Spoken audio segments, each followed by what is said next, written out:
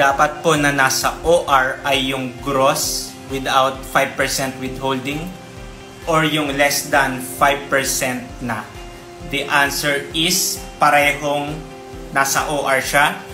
Sa taas muna yung gross, tapos ipapakita mo rin yung withholding tax. Tapos kung ano yung net na marireceive mong cash. Ito, may prepare ako, papakita ko sa iyo yung example. Ito guys, papakita ko dalawang example ng bayad sa atin ng kliyente na merong withholding tax. Sa taas, 5% na example, and then tong pangalawa, 10% na example. For example, meron tayong income sa client, may service fee tayo na 100k, tapos si client natin magwi-withhold ng 5%. So, ganito yung itsura ng resibo mo. Sa taas, yung gross na amount, 100k. And then, yung usual na, yung mga normal na template, nandyan na mismo yung withholding tax. Nakalagay na mismo sa resibo. Kung wala, ikaw na lang mismo magsulat.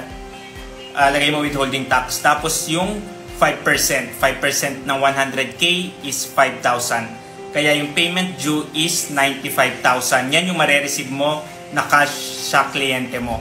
And then yung sa right side ng resibo, hindi ko na nilagay dito, yung 95,000 lang ang ilalagay mo doon dahil yun lang yung na-receive mo.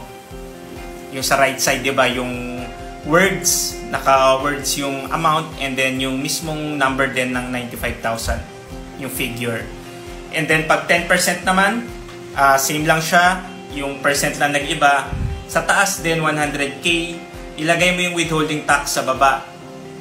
10% ng 100k, 10,000. So, ang marireceive mo na lang is 90k. Sa right portion din ng OR mo, 90,000 din yung nakalagay doon. So, ganito magresibo pag meron withholding tax ang income natin. If you are a freelancer at meron kang concern or question regarding freelancers BIR registration and freelancers tax compliance, comment mo lang yan at sasagutin ko yan.